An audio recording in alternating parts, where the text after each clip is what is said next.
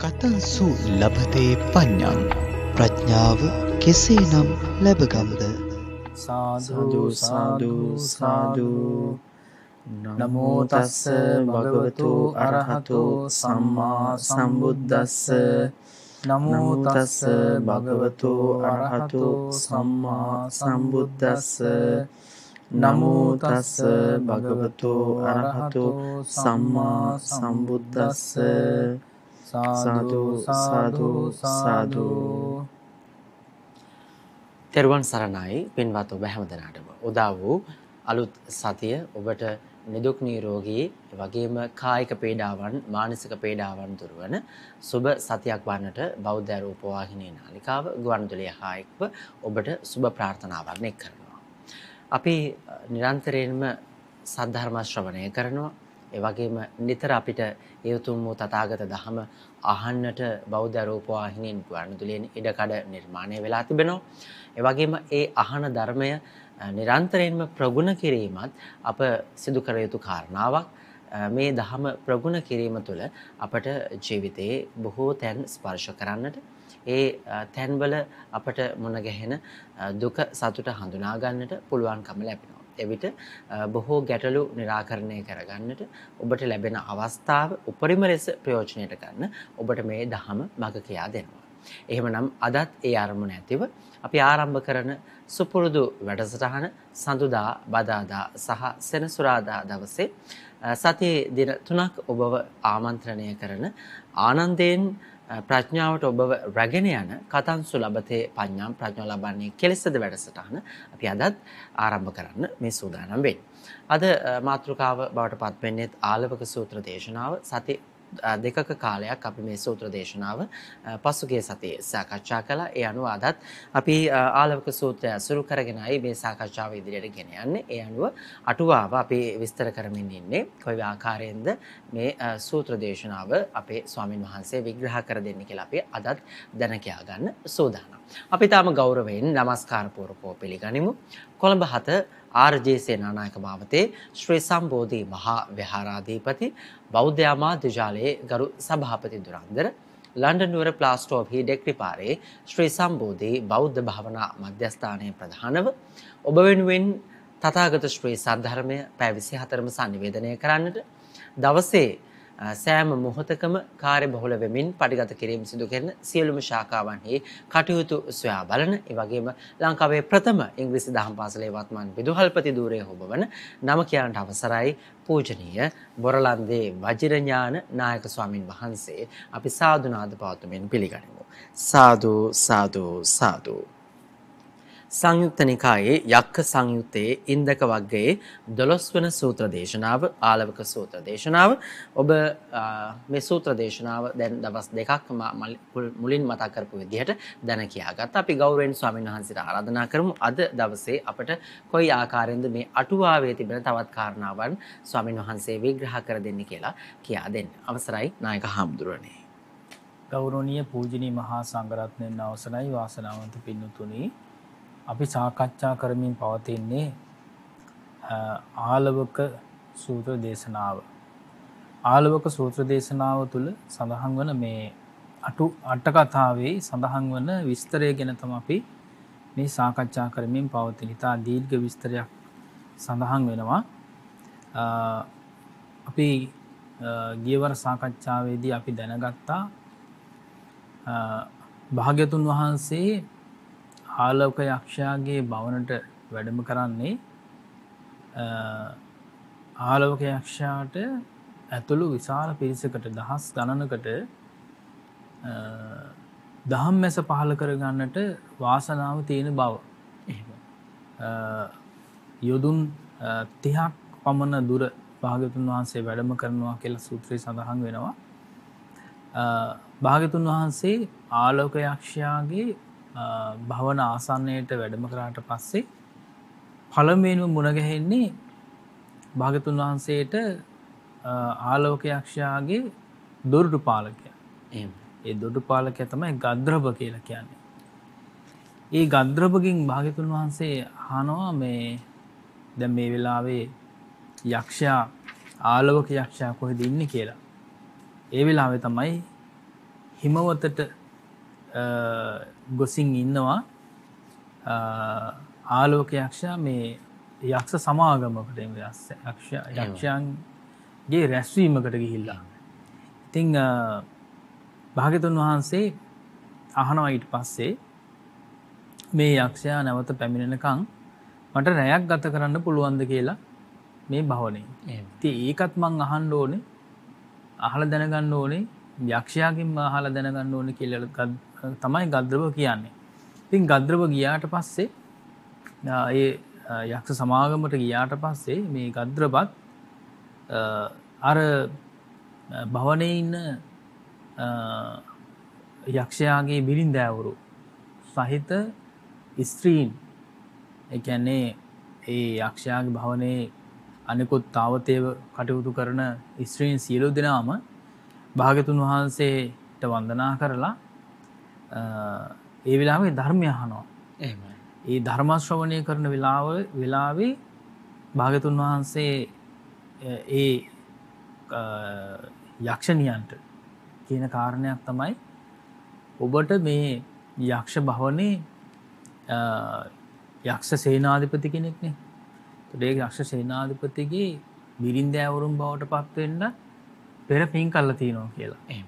දාන ආදී පින්කම් කරලා තියෙන නිසා තමයි මේ විදිහේ සම්පත් විඳින්න පුළුවන්කම ලැබිලා තියෙන්නේ කියලා. ඉතින් ඒ වෙලාවේ භාග්‍යතුන් වහන්සේ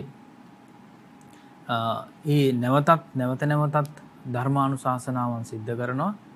දාන ආදී පින්කම් අර පෙර සිද්ධ කරගත් විදිහටම කරන්න. ඒ වගේ මෙකිනෙකා කෙරෙහි සහයෝගයෙන් කටයුතු කරන්න. ඊර්ෂ්‍යා කරන්න එපා. ඒ වගේ මසුරුකමින් යුක්තව ඒ විදිහට ජීවිතය ගත කරන්නට එපායි කියලා භාග්‍යතුන් වහන්සේ නැවත නැවතත් ධර්ම දේශනා කරනකොට බොහෝමත්ම සතුටටපත් වෙලා ඒ බිරින්දෑවරු සහිත ඒ කාන්තාව සියලු දෙනාම යක්ෂණියෝ සියලු දෙනාම සාදුනාද පවත්වනවා. එහෙම. සාදුනාද පවත්වන වෙලාවේ නැවත අතන සිදුවීම සිද්ධ වෙනවා. කියන්නේ ගද්‍රව ගිහිල්ලා මුණ ගැහෙනවා ආලෝක යක්ෂයා. ඒ කාරණා ටික තමයි ඉදිරියට අපිට කතා කරන්න තිබෙන්නේ. ගද්‍රබද හිමවතට ගොස් ආලවකට දැන්වීය නිදුකානනී. ඔබගේ විමානයෙහි භාග්‍යතුන් වහන්සේ වැඩ සිටිති දැනගනු මැනවි. හේ ගද්‍රබට සංඥාවක් කළේය. නිශ්ශබ්ද වෙන්න. දැන් අර රැස්වීමේ ඉන්නේ. ඒ වෙලාවේ ගිහිල්ලා ගද්‍රබ යක්ෂයාට කියන වෙලාවේ නිශ්ශබ්ද වෙන්න කියලා කිව්වා. ගොස් කල යුතු දේ කරන්නෙමි. පුරුෂ මානයෙන් ලැජ්ජාවට පත් වූයේ එහින් පිරිස මැද කිසිවෙකු නොඅසතැයි එසේ කළේය. දැන් එතකොට මේ ගද්‍රප කරපු වැඩේ අර ආලවක යක්ෂයාට මේ කාරණේ කියලා බලාපොරොත්තු වෙන්නේ ඒ කියන්නේ පිළිතුරක් බලාපොරොත්තු වෙන්නේ නැහැ. පිළිතුරක් බලාපොරොත්තු වෙන්නේ නැත්නම් මොකද අර ඇසින් වෙලාවේ කතා කරන්න බෑනේ. එහෙමයි. නමුත් ඒ වෙලාවේ මේ පුරුෂ මාන්නෙන් තමන් තේරුම් ගත්තා කියලා කියනවා. දැන් කතා කරන්න එපා කියලා ලොකු කෙනෙක් කියලා කිව්වට පස්සේ එහෙමයි.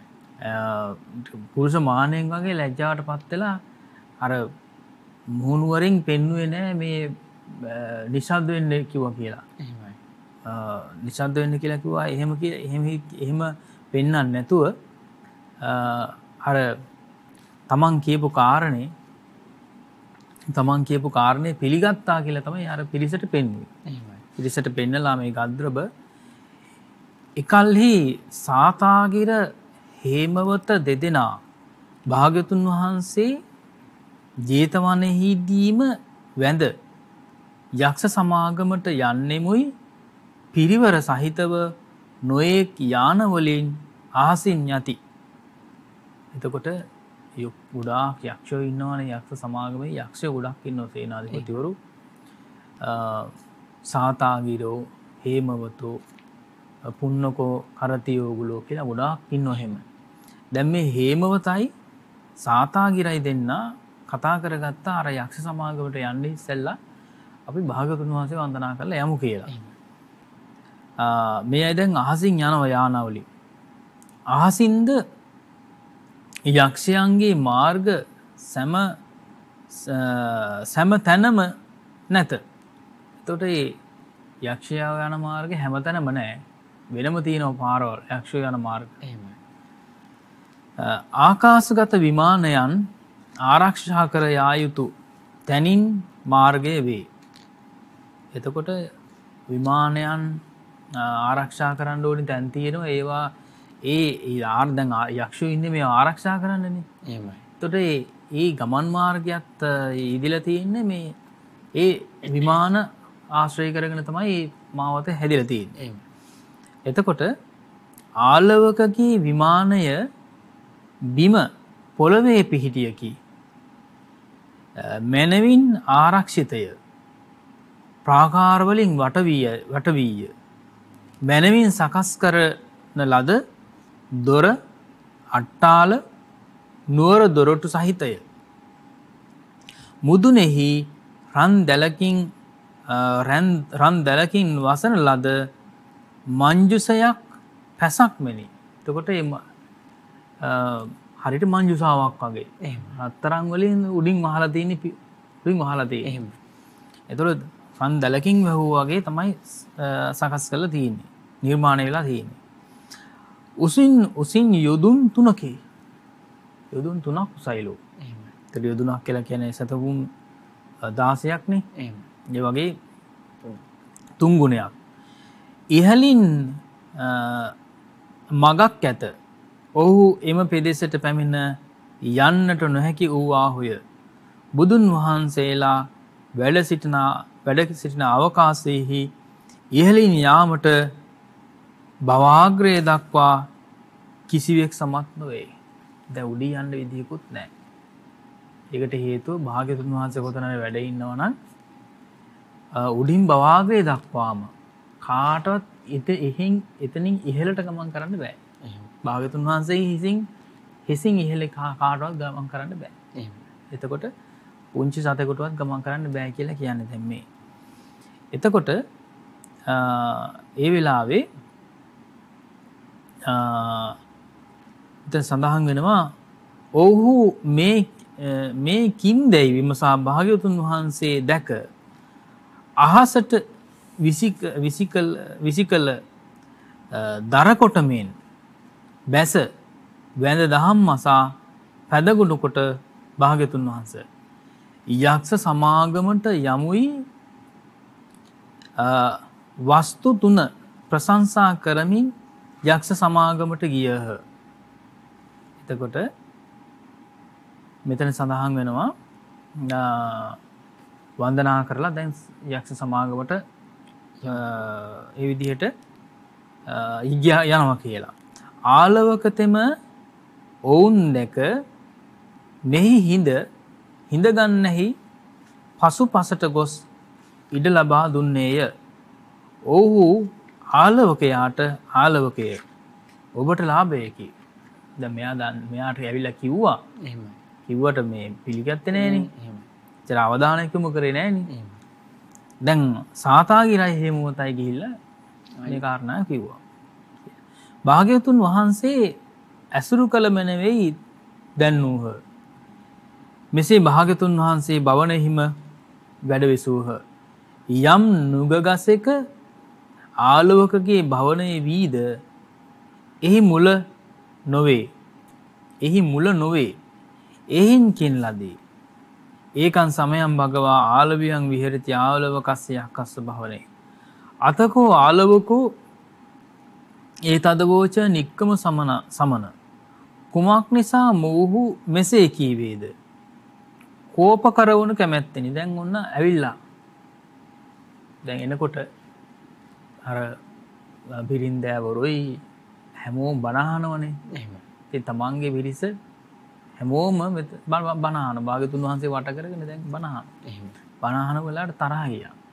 තරහ ගියාට පස්සේ තමයි දැන් මේ කෝප කරවුණු කැමැත්තේ.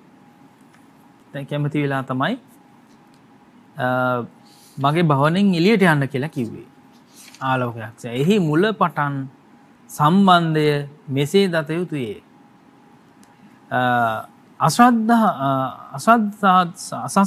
අසශ්‍රද්ධාදීන් ශ්‍රද්ධා කතාත් දුෂ්කතාවේද දුස්සීලාදීන්ට සීලාදී කතාත් යම්සේ දුෂ්කතාදී වේද.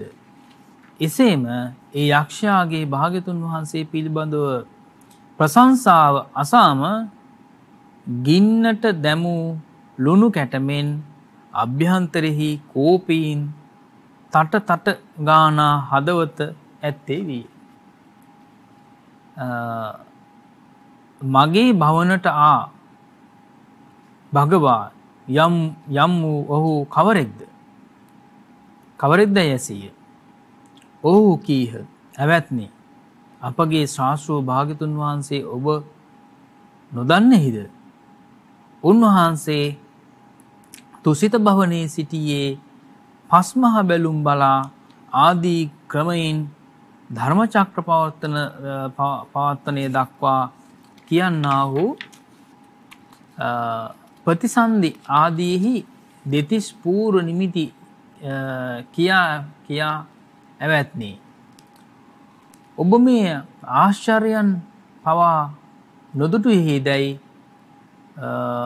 දෝෂාරෝපණය කළහ. එතකොට දැන් අරගොල්ලෝ කියනවා භාග්‍යතුන් වහන්සේ ගැන විස්තර දන්නේ නැද්ද?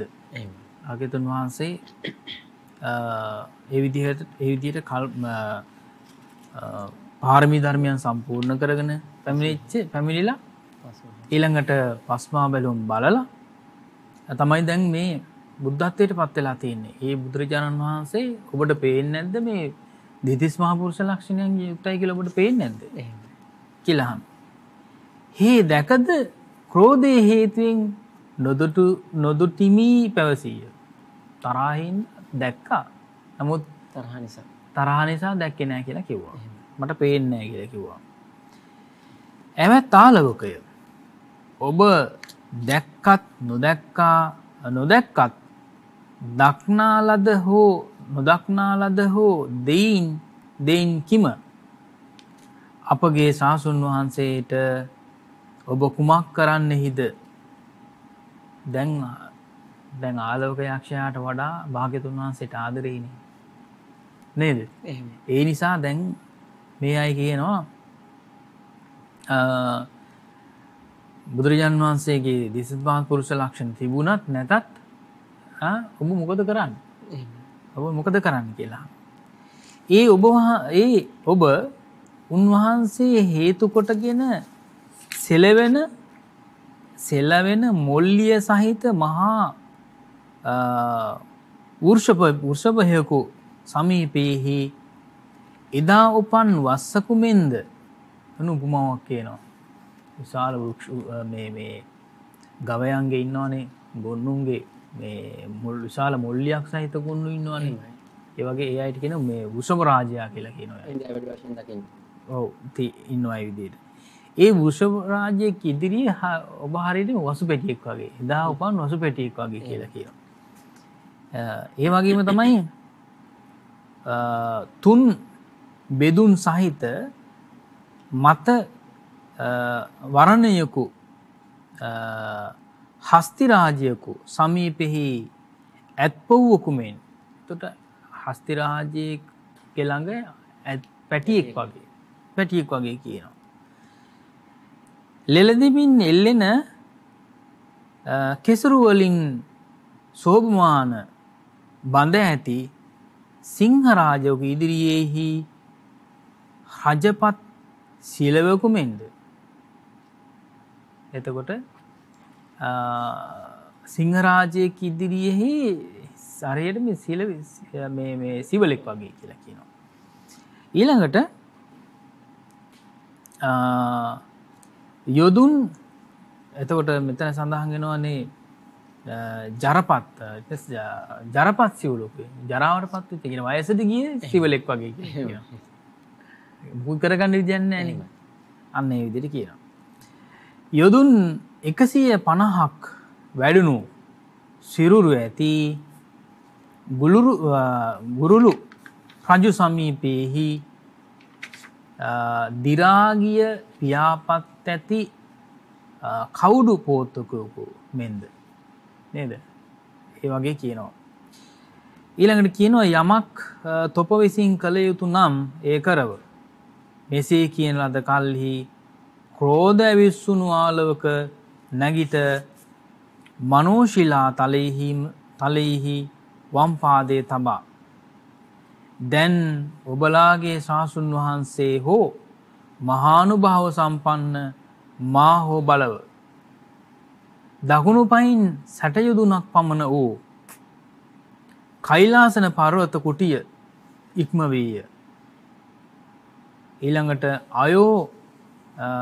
අයෝ කූටයකින් පහර දෙන්න ලද පිරිසිදු යකඩ ගුලියක් මෙන් පතුරු මුදා හැරීය ගැලවීය එහි සිට අහං ආලවකෝයි උද්ඝෝෂණය කළේය මුළු දඹදිව පුරාම ශබ්දය පැතිරිණි එතකොට ආලෝක යක්ෂයාටත් ගොඩාක් ප්‍රාතිහාර්ය පාන්න පුළුවන් යාට නේද එයාගේ ලොකු බලයක් එයාට තියෙනවනේ ඒ බලය උපරිම මේ වෙලාවේ පෙන්නුවා බය කරා ඒ වෙලාවේ ඒ ශබ්දය නැගුණා කියලා කියනවා මුළු දඹදිව පුරාම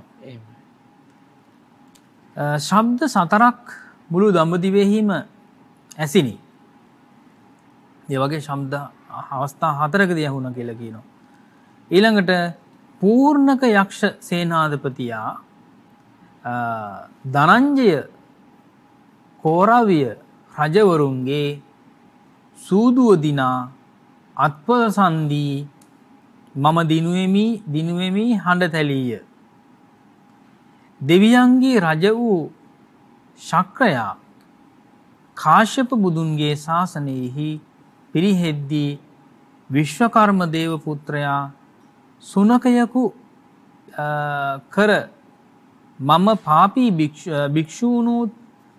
භික්ෂුණීහුත් උපාසකයනුත් උපාසිකාවනුත් යන අධර්මවාදී සියලු දෙනා කමී උද්ඝෝෂණය කරවීය කුසජාතකෙහිදී පභාවති අරභයා රජුන් සත් දෙනා විසින් නගරය වට කළ කල්හි තමා සමග පභාවතිය ඇතුපිට නංවා නගරයෙන් නික්ම මම සිංහ ස්වර කුසරජුයි මහා පුරුෂතම මහා නාද පැවැත්වීය කෛලාසන මුදුනෙහි සිට ආලවක මහා නාද පැවැත්වීය යන මේ සතරයි එතකොට ශබ්ද සතරක් ඒ වෙලාවේ ඇහුණා කියලා කියන එක ඒ හතර තමයි ඔය ශබ්ද හතර කෛලාසන මුදුනේ සිට මෙතන සඳහන් එකල්හි මුළු දඹදිව දොරදොර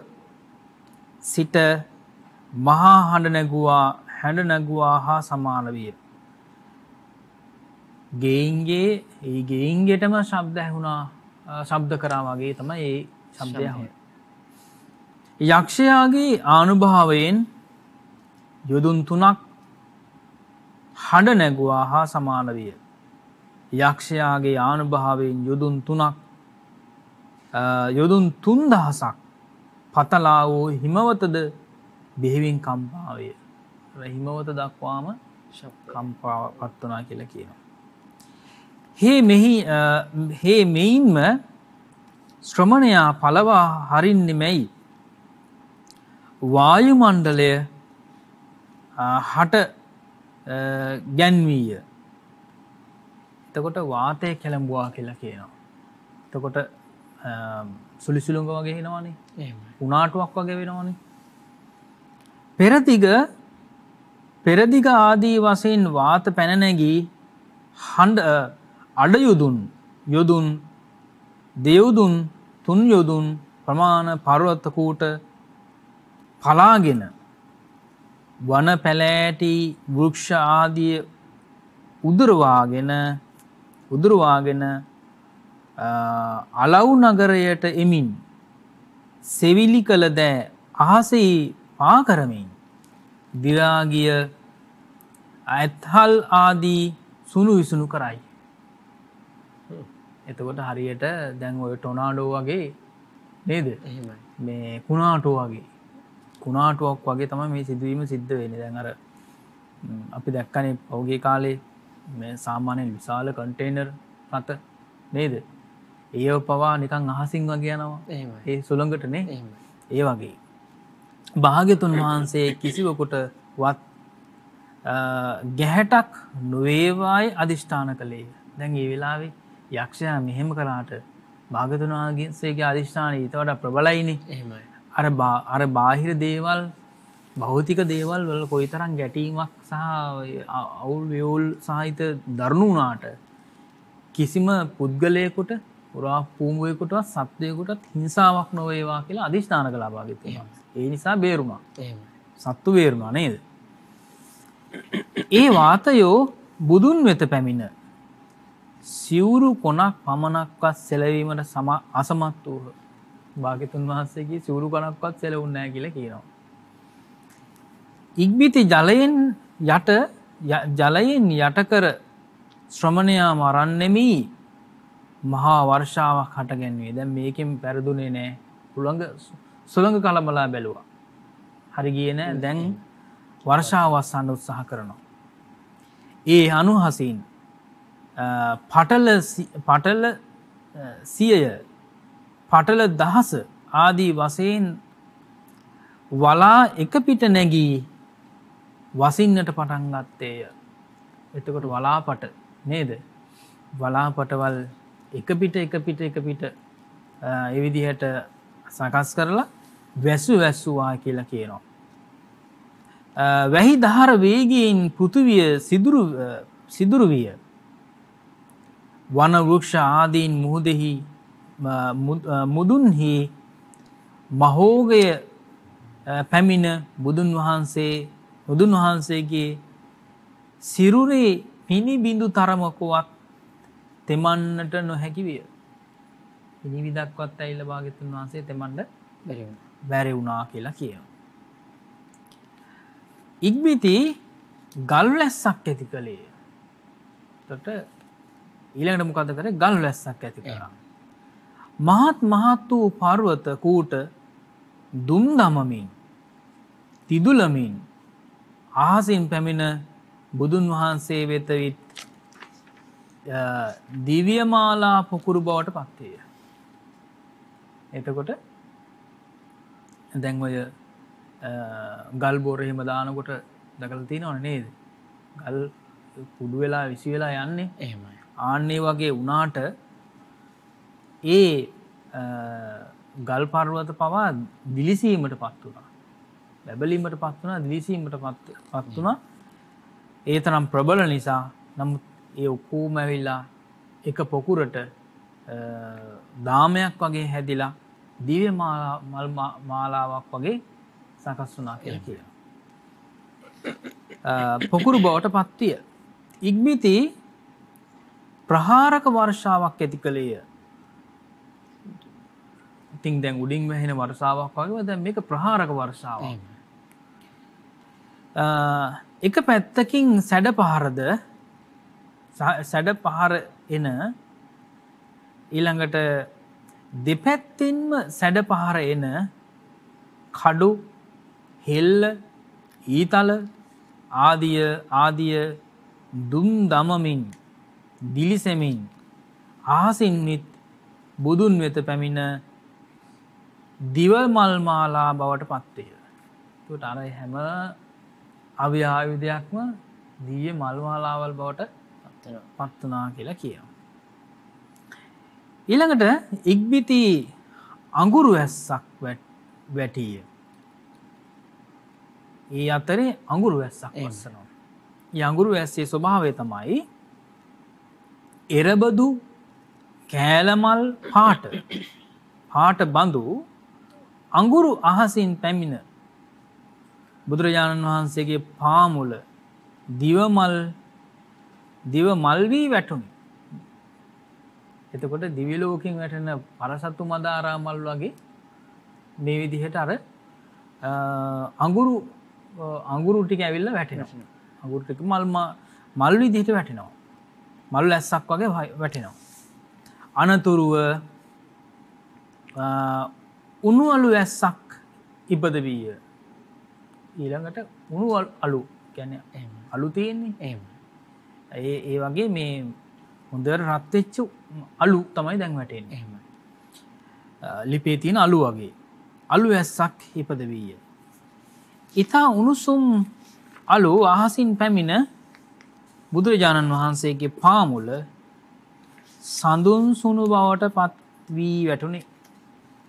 එතකොට හරියට හඳුන් කුඩු වගේ නේද?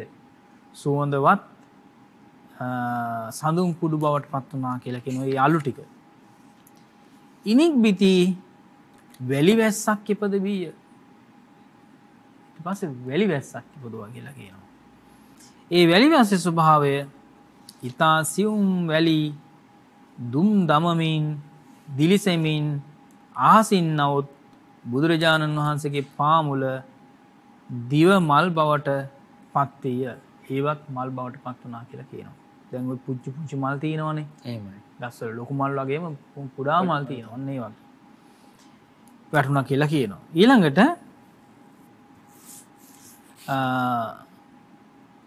ඒද දුම් දමමින් දිලිසෙමින් අහසින්නට බුදුරජාණන් වහන්සේගේ පාමුල දිව්‍ය මෙතන සඳහන් වෙනවා අනතුරුව මඩ වැස්සක් වැස්සුවායි කියලා කියන. දැන් වෙලි වැස්සක් නෙවෙයි.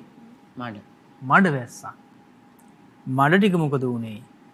ඒද දුම් දමමින් දිලිසෙමින් අහසින් පැමිණ බුදුන්ගේ පාමුල දිව්‍ය ගන්ධය බවට පත් වී වැටිනි. එතකොට සාමාන්‍ය මඩ හරි දුර්ගන්ධයිනේ. එහෙම නේද? එතකොට ඒවා හරියට මේ දිව්‍ය ගන්ධය බවට පත් වුණා කියලා කියනවා. ඉන් අනතුරුව භීෂණය කොට ශ්‍රමණයා පළවා හරිනි අන්ධකාරයේ මැවිය. දැන් බය කරන්න උත්සාහ කරා. ඒ බය කිරීමට ගත්ත ක්‍රියාමාර්ගය තමයි අන්ධකාරයක් වුණා. අන්ධකාරයක්ම වලා. ඒ චතුරංග සමන්නාගත අන්ධකාරය හා සමව බුදුන් කරා පැමිණ සූර්යාලෝකයෙන් වැසුණු අන්ධකාරයක් මෙන් අතුරුදාම් වේ. ඒක සූර්යාලෝකයෙන් ඇවිල්ලා ඒ අන්ධකාරයේ ෂණින් නැති වෙලා ගියා. මෙසේ යක්ෂයා වෙත යක්ෂයා මේ වාත වර්ෂා පාෂාණ ප්‍රහාරක අංගාර කුක්කුල ඊළඟට වාලිකා කලල අන්ධකාර යන නව වර්ෂාවලින් භාග්‍යතුන් වහන්සේ පළවා හැරීමට නොහැකි වූයේ. එතකොට නව වර්ෂාව කියලා කියන්නේ අන්න ඒකට. එහෙමයි. ওই නව වර්ෂාව වස්සලා පළවා හැරීමට හැකියාවක් ලැබුණේ නැහැ. නානාවිධ වූ පහරදීම් පිණිස වූ අනේක ප්‍රකාර රූප භූත සමූහයෙන් ආකූල වූ චතුරාංගනී සේනාව සමග තමාම භාග්‍යතුන් වහන්සේ ඉදිරියට ආවේ. ඒත් එක්කම භාග්‍යතුන් වහන්සේ ඉදිරියට ආවා කියලා කියනවා. ඒ භූත සමූහයා අනේක ප්‍රකාර වූ විකාරයන් කර ගනුව නසවයි භාග්‍යතුන් වහන්සේ ඉහලින් එන්නාසේ වෙයි. එසේ වුවත් මැස්සන් පිරිසුදු කළ ලෝහගුලියක ඇලෙන්නට අසමත් වන්නාසේ භාග්‍යතුන් වහන්සේගේ ශරීරයෙහි ගාවන්නටවත් සමත් වුණේ නැහැ කියලා කියනවා. අර යක්ෂයෝ ඔක්කොම දැන් දිලිසි නේද? එහෙමයි. කියනවනේ දැන් ඔක ගනුව නේද? ඔකා ගනුව ඊළඟට ඔකා නසුව කියලා කියනවනේ. එහෙම එනකොට ඉහලින් එනකොට හරියට මේ මැස්සන් පිරිසුදු කිරීමට භාවිතා කරන ලෝහගුලියක ඇලෙන්නේ නැහැ මැස්සෝ. එතකොට ඒ රත් වෙලා තියෙන නිසා ඇලෙන්නේ නැහනේ. අන්න ඒ වගේ ඇලෙන්නට අසමත් වුණා කියලා කියනවා. භාග්‍යතුන් වහන්සේ ගාවන්නවත් අසමත් වුණා කියලා කියනවා. මෙසේ තිබියදී වුවද යම්සේ මාරයා බෝමැඩදී පැමිණ වේලාවෙහිම හැරී ගියේද එසේ නොනැවති අඩරයක් පමණ අවුලක් කළහ. එතකොට හරියට මේ රාත්‍රියෙන් අඩක්ම භාග්‍යතුන් වහන්සේට කරදර කරා කියලා කියනවා. පීඩා පැවැත්වුවා කියලා කියනවා. කොයිතරම් තරහක්ද එතකොට නේද? යක්කුන්ගේ තරහ. එහෙමයි. ඊළඟට මෙසේ අඩරයක් පමණ අනේකා ප්‍රකාර විහිංසක දර්ශනීන් පවා භාග්‍යතුන් වහන්සේ සැලවීමට නොහැකි වූයේ. ආලවකයා මෙසේ සිටිය. ඉඳින් මම කිසිවකු විසින්වත් ජයගත නොහැකි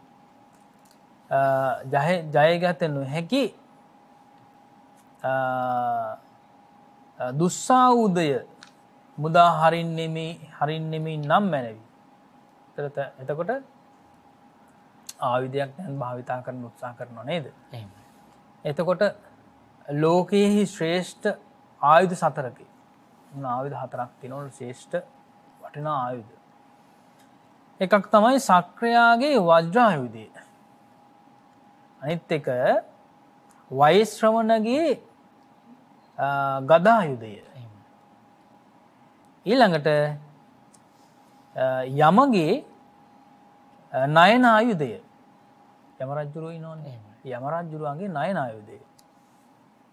ඊළඟට ආලවකගේ දුස්සායුධය යනුවෙනි. ඔන්න ආයුධ 4ක් තියෙනවා. ප්‍රබලම ආයුධ 4 ලෝකේ තියෙන. ඔය කියන මේ එක රටවල් වල තියෙන ආයුධ වගේ නෙවෙයි ඒවා නේ. දැන් මේ යුද්ධේ නැති කරන්න යුද්ධේ ජය ගන්න එක දේවල් රුසියාව එහෙම ගේනවනේ ආයුධ. ඒ වගේ ආයුධ නෙවෙයි මේවා. ඊළඟට ඉමින් සක්‍රයා කෝප වූයේ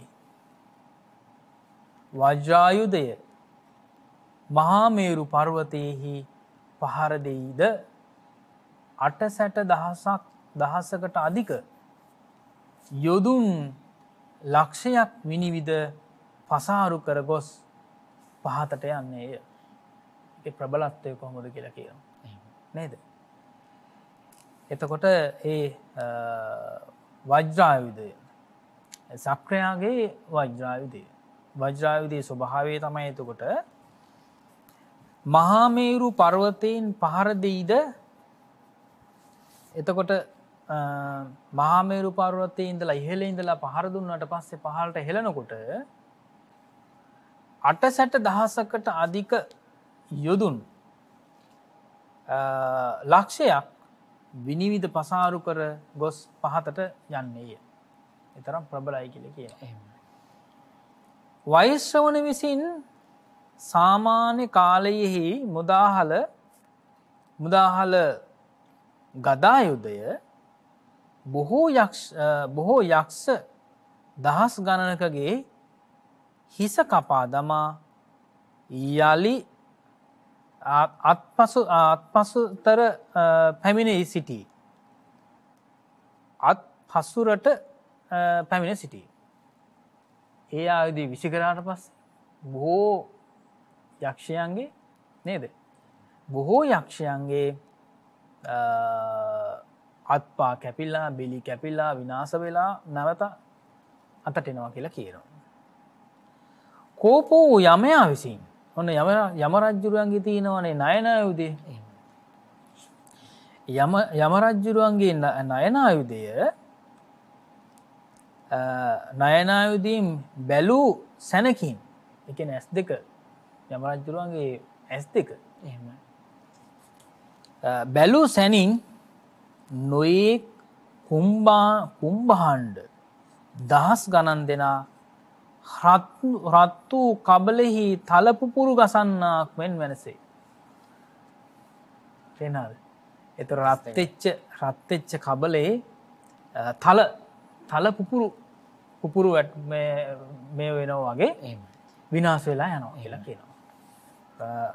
එතකොට විනාශ වෙලා යනවා. තල වැටුණාට පස්සේ ඒවා අළු වෙලා දුවිලි වෙලා යනවා. ඒ වගේ කියනවා.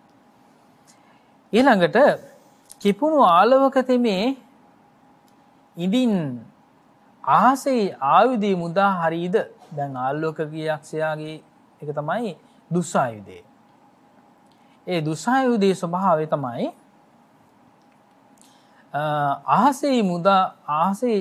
අහසේ ආයුධය මුදා හරිනකොට වසර 12ක් වෙසි නොවසින්නේලු. අවුරුදු 12ක් වැසි වසින්නේ නෑ කියලා කියනවා. එතකොට ඊළඟට සඳහන් වෙනවා ඉඳින් පෘථුවියට මුදාහරින්නේ නම් සියලු ගස් තනකොළ ආදිය වියලී ගොස් 12 වසක් අතරතුර යලි නොවැඩේ. අවුරුදු 12ක් යනකම් ආය වැඩෙන්නේ නැහැ කියලා කියනවා. නේද? එහෙම. එතකොට හරියට මේ න්‍යෂ්ටික බෝම්බ හෙළුවාම නේද? එහෙම. එතකොට න්‍යෂ්ටික බෝම්බ හෙළුවාම සාමාන්‍යයෙන් අංග විකල ළමයි හරිය හැදෙනවනේ. එහෙම. නේද? ගස්වල එක එක විප්‍රකාර විදිහට හැදෙනවනේ. නමුත් එහෙමවත් තනකොළයක්වත් හැදෙන්නේ නැහැ කියලා කියන අවුරුදු 12ක් යනකම්. එහෙම. ඊළඟට ඒකේ ප්‍රබලත්වය කියලා කියන්නේ. ඉදින් සමුද්‍රයෙහි මුදා හරිද මොන මොහොතට දැම්මොත් රත්තුණු කබලෙහි ජල බින්දු මෙන් සියලු ජලය සිඳ යන්නේලු. කබලේ වතුර කොච්චර තියෙන්නේ? ඒ වතුර සම්පූර්ණයෙන් මිදිලා යනවා කියලා කියන හිඳිලා යනවා කියලා කියනවා. ඉදින් මහාමේරු පර්වතයේ මුදා හරින්නේ නම් කුඩු කුඩු වී විසිරයයි. මහාමේරු පර්වතය කියලා කෙනෙක් ඉන්දියාව ආශ්‍රය කරගෙන තමයි තියෙන්නේ. නමුත් ඒක පියවි ඇසට පේන්නේ නැහැ. ඒ පර්වතය පියවි ඇසට පේන්නේ නැහැ. ඒක තමයි ඒ පර්වතය තමයි උස්සම කන්ද. උස්සම පර්වතය. ලෝකයේ තියෙන උස්සම පර්වතය.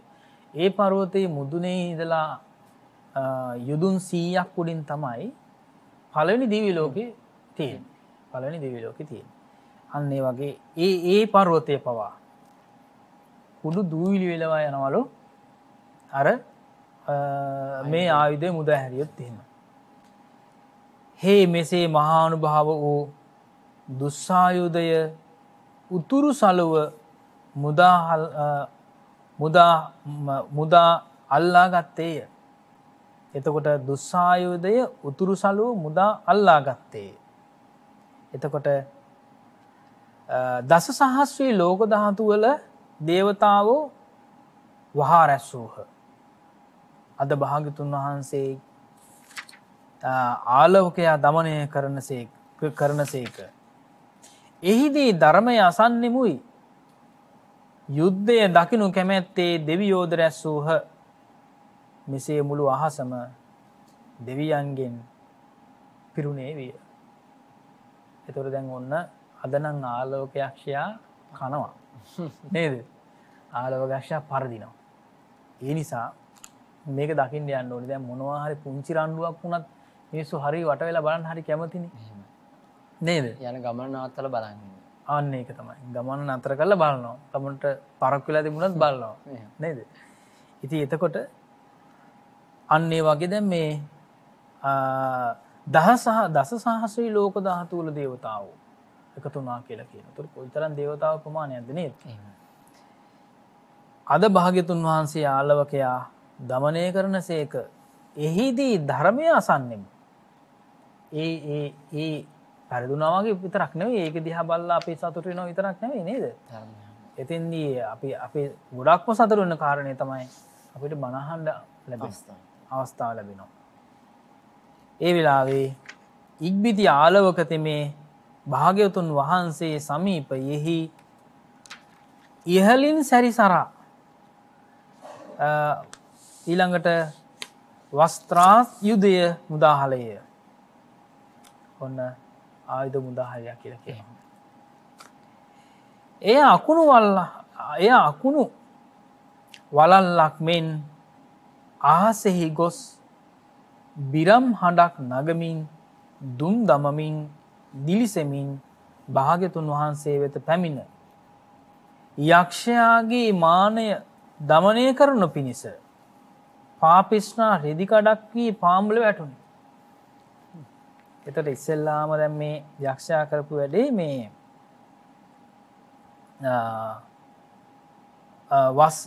වස්ත්‍රායුධය මුදාහැරුවා කියලා කියනවා. එතකොට ආයුධය වස්ත්‍රයක් වගේ ආයුධයක් තමයි මුදාහැරියේ.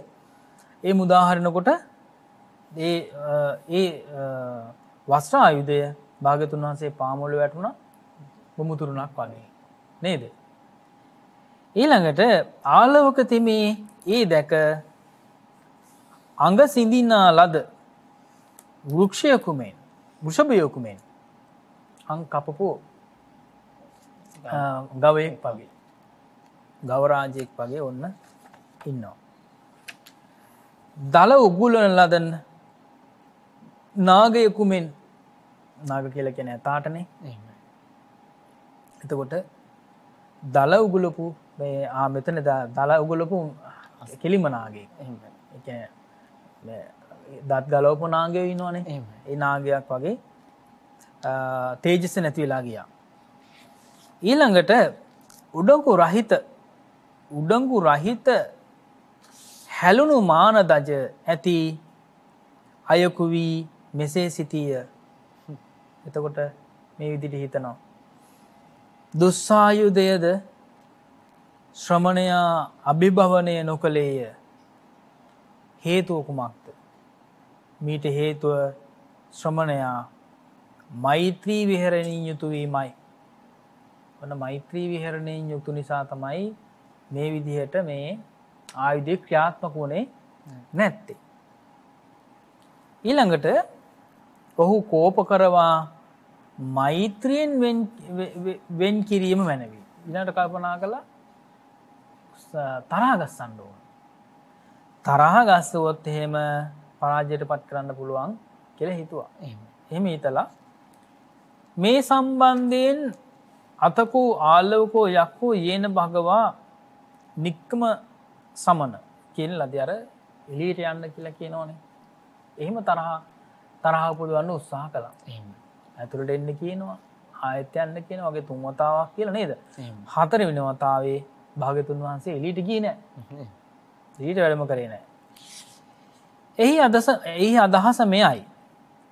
මා විසින් අනුදැනීමක් නොකරන ලදුව කුමක් නිසා මාගේ භවනට පිවිස ගෙයිහිමියා මෙන් ස්ත්‍රී වාසස්ථානය මැද සිටින්නෙහිද නොදෙන ලද්දක් පරිහරණය කිරීමත්.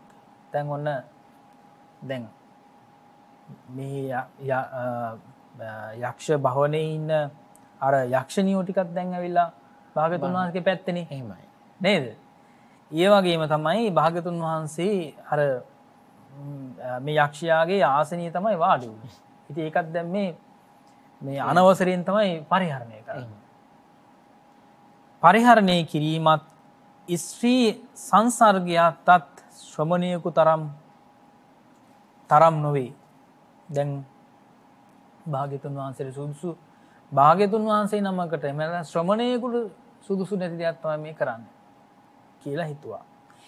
එහි නිඳින් ඔබ ශ්‍රමණ ධර්මයේ සිටියෙම් නම් ශ්‍රමණය නික්මෙව.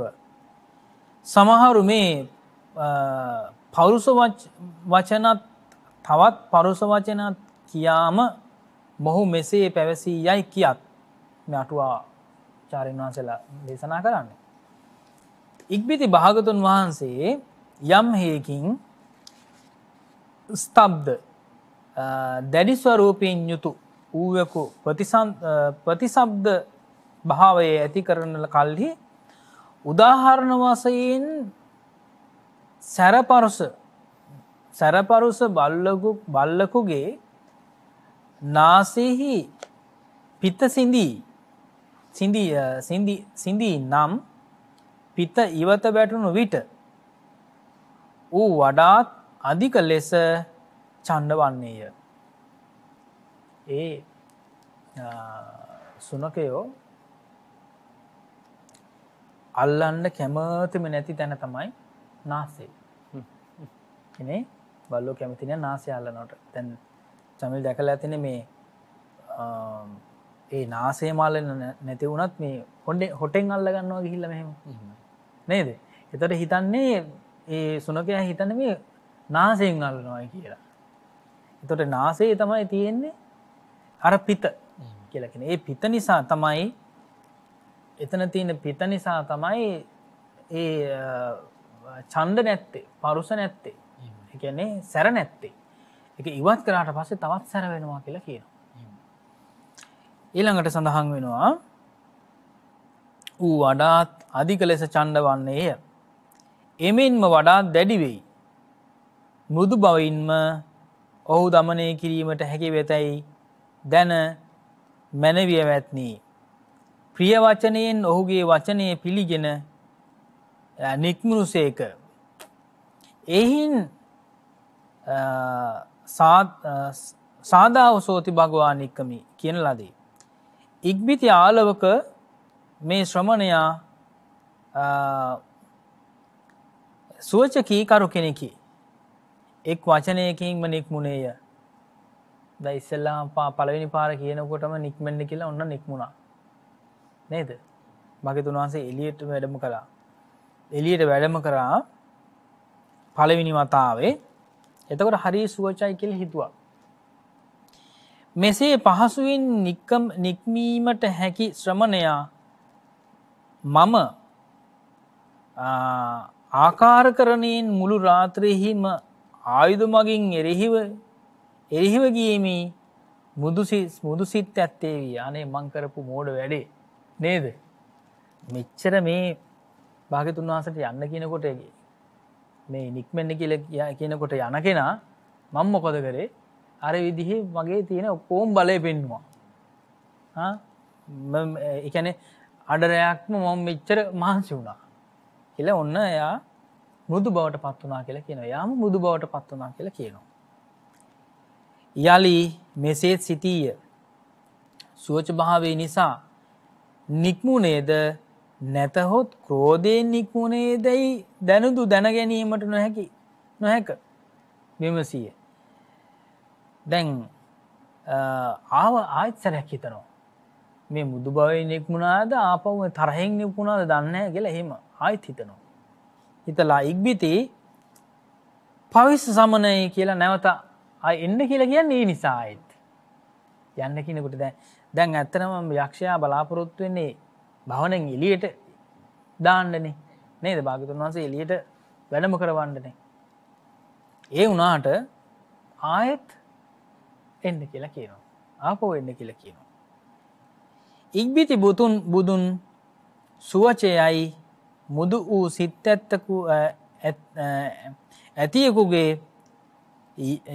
ඇතියෙකුගේ සිත තහවුරු කරනු පිණිස යලිත් ප්‍රිය වචන පවසන සේක් සාදාවුසෝති භගවා පාවිසි මැනවිය වැත්නී භාග්‍යතුන් වහන්සේ ඇතුළු වූ සේක.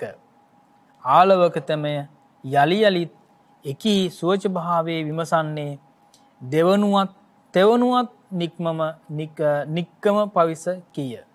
භාග්‍යතුන් වහන්සේ දෙසේ කළ සේක. ඉදින් නොකරන්නේ නම් ස්වභාවයෙන්ම ගොරෝසු වූ යකකු සිත තවත් දරදඬු වී ධර්ම කතාවට භාජනය නොවන්නේය. එතකොට ධර්ම කතාවට යෝග්‍ය වෙන්නේ නැහැ සිත. ඒ නිසා අර විදියට මේ මුදු ක්‍රීමට තමයි මේ දැන් භාගතුන් වහන්සේගේ සිත මුදු කරන්න යක්ෂයා උත්සාහ කරනවා. යක්ෂයාගේ සිත මුදු කරන්න භාගතුන් වහන්සේ උත්සාහ කරනවා. අනේ වගේ තවත් දීර්ඝ විස්තරයක් ඇත්තටම අටුවා දේශනාව තුළ තියෙනවා. අපිට මේ විස්තර දැනගන්න පුළුවන් වෙන්නේ අටුවා දේශනාව තුළ පමණයි නේ චමිල්. ඒ නිසා අපි ඊළඟ වැඩසටහනේදී ඉතිරි භාගය අර්ථිරි අවසන් අර්ධය කතා කිරීමට ඉඩ තබා ගනිමු. දැන් අපි අද දවසත් මේ විදිහට පුරා පැයක කාල සීමාවක් ආලවක සූත්‍ර දේශනාව අටුවාවේ තිබෙන ආකාරය විස්තර කරමින් මේ වැඩසටහන ඔබ වෙනුවෙන් ගෙන ආවා. ඉතින් තවමත් අටුවාව අපට අවසන් කරගන්න පුළුවන් කමක් ලැබෙන්නේ නැහැ. ඔබ දැන් අපි මේ මොහොතේ මේ තාක් සාකච්ඡා කරන්නට යෙදුනේ කොහොමද ආලවක යක්ෂයා තමා සතු තිබෙන බලය මුලින් බුදුරජාණන් වහන්සේට පෙන්වනවා. ඉන් අනතුරුව බුදුරජාණන් වහන්සේට තෙවරක් එළියට වැඩම කරන්න, ඇතුළට වැඩම කරන්න, පිටව යන්න, ඇතුළට එන්න කියන කාරණා මතක් කරනවා.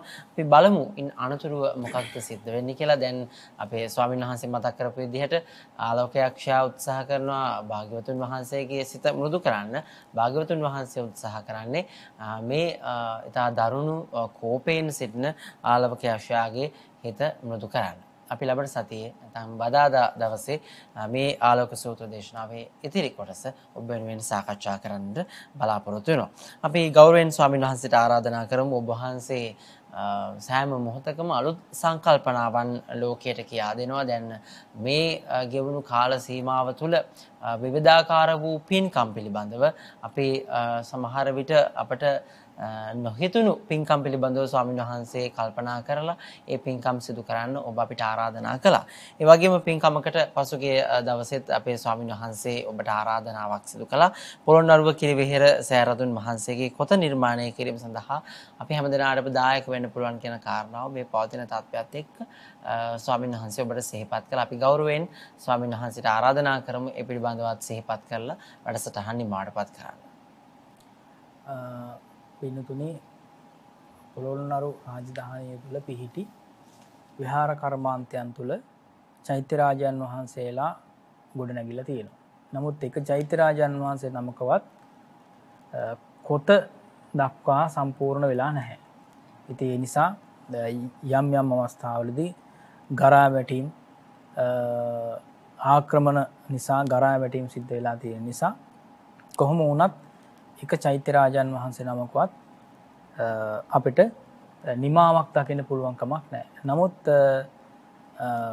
ගරු ජනාධිපතිතුමන්ගේ උපදෙස් මත පුරාවෛද්‍ය දෙපාර්තමේන්තුව මගින් විශේෂයෙන්ම අපේ අස්කිරි විහාර පාර්ශ්වීය අනුනායක දුරන්දර සොළොස්මස්ථානාධිපති අතිපූජනීය නම සිහිපත් කරන්නට අවසරයි වේණුරු උපාලි අනුනායක මාහිම්පාණන් වහන්සේගේද අනුශාසනාව පෙරදරි කරගෙන පොළොන්නරු කිරිවෙහෙර චෛත්‍ය රාජානන් වහන්සේ මේ වෙනකොට විදිහට ප්‍රතිනිර්මාණය කළා තියෙනවා. ඉතින් අපිට ආරාධනා කළා විශේෂයෙන්ම හිටපු බෞද්ධ කටයුතු එහෙම නැත්නම් විශේෂයෙන්ම බුද්ධ ශාසන අමාත්‍යාංශ ලේකම්තුමා අපේ කපිල මුණවර්ධන මැතිතුමන් අපිට සිහිපත් කළා ඉතා වටිනා පින්කමක් ඔබ වහන්සේට සිද්ධ කරන්න තිබෙනවා කියලා. ඉතින් අපි අපේ නායක ස්වාමීන් වහන්සේත් අවස්ථා කීපයකදී චෛත්‍ය රාජන් වහන්සේ අභේස පින්කම් සිද්ධ කළා. අපත් මේ විදිහට පින්කමක් සිද්ධ කරන්නට යෙදුනා. විශේෂයෙන් මේ මල් ආසන සකස් කිරීම ආදී වශයෙන් මේ කටයුතු සිද්ධ කළා. අපිට මේ චෛත්‍ය රාජන් වහන්සේ නිමා කර ගැනීම සඳහා අවශ්‍ය කරන තවත් පින් කටයුත්තක් තමයි කොත නිර්මාණය කිරීම. ඒ නිසා මේ වෙනකොට අපි කොත නිර්මාණය කිරීමට බාර දීලා තියෙනවා. මේ සඳහා අවශ්‍ය කරන පිත්තල ඔබට ලබා දෙන්න පුළුවන්කම තිබෙනවා. ඒ වගේම මූල්‍යමය ආධාර වලින් ඔබට ආධාර කරන්නත් අවස්ථාව තිබෙනවා. ඉතින් ඒ නිසා ඒ පින්කම සාර්ථක කර ගැනීම සඳහා විශේෂයෙන්ම නිමාවටපත් වුණු සෑරදුන් වහන්සේ නමක් වන්දනාමාන කරගන්නට අවස්ථාව ලැබෙනවා.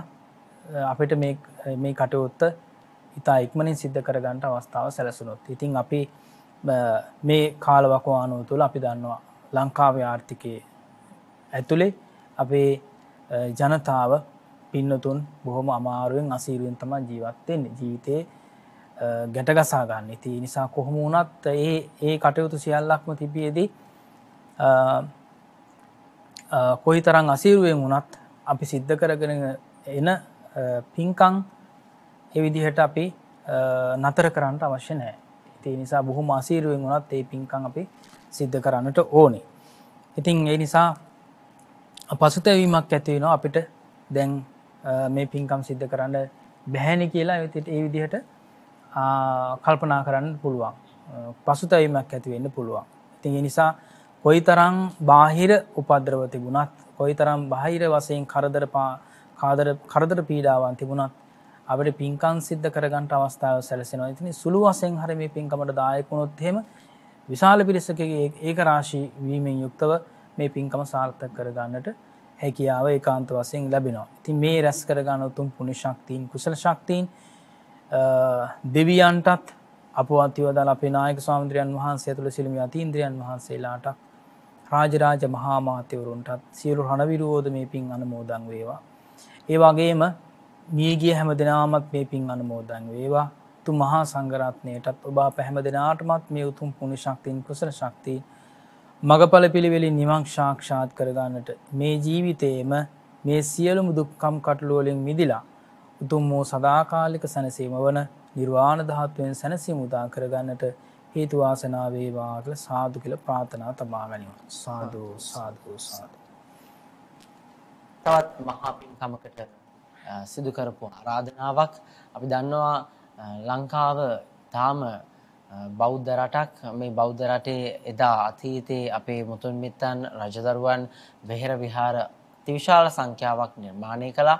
පසු කාලීනව මේවා ගරා වැටීමට ලක් වෙලා සතුරු ආක්‍රමණ වලට නතු වෙලා විනාශ වෙලා ගියත් වර්තමානයේ වෙද්දී අපි වගේම අනාගත පරපුර වෙනුවෙන් මේ වෙහෙර විහාර ප්‍රතිසංස්කරණය වෙන ආකාරය අපිට දකින්න පුළුවන්කමක් ලැබෙනවා. දැන් අපි ගියාම තායිලන්තය, බුරුමය කියන මේ රටවල ඒ වගේම ජපානය, චීනය කියන රටවල අපිට දකින්න පුළුවන්කම ලැබෙනවා මේ විදිහට වෙහෙර විහාර නිර්මාණය කරලා ඒවා ගරා වැටීමට පත් වෙලා තිබුණා. ප්‍රතිසංස්කරණය කරලා තිබෙන ආකාරය තාම අලංකාරව ඒ බෞද්ධ රටවල අපිට දකින්න පුළුවන්කමක් ලැබෙනවා. ඒ ජනතාව කොයි විදිහටද ඒ කාරණාවන් සිද්ධ කරනවට වඩා අපේ රටේ බෞද්ධ ජනතාව ලොකු උනන්දුවක් තිබෙනවා මේ සිදු කරන විහාර කර්මාන්ත වෙනුවෙන් Tamanට හැකි උපරිමයෙන් සහයෝගය ලබා දෙන්න. සමහරවිට අනිකුත් රටවල අපිට දකින්න පුළුවන්කම ලැබෙන්නේ විවිධ තාක්ෂණික ශිල්පීන්, කාර්මික ශිල්පීන් ඒ දේවල් නිර්මාණය කරනවා. නමුත් අපේ රටේ අපේ ජනතාව අපිට පහුගිය කාලේ දීඝවාපී පුදුබිමට ගියාම ඒ චෛත්‍ය උඩ කොටසට ගඩොල් එක් කරලා වගේම සිමෙන්ති අනන දේවල් වලට මේ වගේ දේවල් වලට අපේ ජනතාව කොයිතරම් උනන්දුවකින් දායකත්වයේ සහයෝගය ලබා දෙනවද කියන කාරණාව අපිට පැහැදිලි. ඒ නිසා අපි ඔබට ආරාධනා කරනවා මේ උතුම් පින්කමට ඔබට සහයෝගය ලබා දෙන්න පුළුවන් මේ පොත නිර්මාණය කිරීමේ කටයුතු වෙනුවෙන් ඒ පිළිබඳව පූර්ව නිවේදන රූපවාහිනියත් ගුවන්විදුලියත් හරහා ප්‍රචාරය වන බව සිහිපත් කරමින් අපි අද වැඩසටහන නිමාඩපත් කරන්න සූදානම් වෙන්නේ. අපි පුණ්‍ය අනුමෝදනාවන් සිදු කරමු. කොළඹ 7 RG සේනානායක භාවතේ ශ්‍රී සම්බෝධි මහා විහාරාධිපති බෞද්ධ අමාත්‍ය ජාලයේ ගරු සභාපති දුරන්දර ලන්ඩන් නුවර ප්ලාස්ටෝප්හි ඩෙක්රි පාරේ ශ්‍රී සම්බෝධි බෞද්ධ භාවනා මධ්‍යස්ථානයේ ප්‍රධාන කොට ලංකාවේ සියලු ශාඛාවන්හි කටයුතු සොයා බලන ඉංග්‍රීසි දහම් පාසලේ වත්මන් විදුහල්පති ධූරයේ හොබවන නමකයන්ට අවසරයි පූජනීය බොරලන්දේ වජිරඥාන නායක ස්වාමින් වහන්සේට නිදුක් නිරෝගී චිරජීවනයේ ලැබේවායි අපි හැමදෙනාම සාදු නාද පවතුමින් ප්‍රාර්ථනා කරමු. සාදු සාදු සාදු. එහෙමනම් යලිත් වදාදා ඔබ හමු වෙන අපේක්ෂාවෙන් අපි අද කතන්සු ලබතේ පඤ්ඤාම් ප්‍රචාර ලබන්නේ කෙලෙස දඩස්ථාන නිමාවටපත් කරනවා. පිටනත් ඔබ හැමදෙනාටම උතුම් තෙරුවන් සරණයි. කතන්සු ලබතේ පඤ්ඤාම් ප්‍රඥාව කෙසේනම් ලැබගම්ද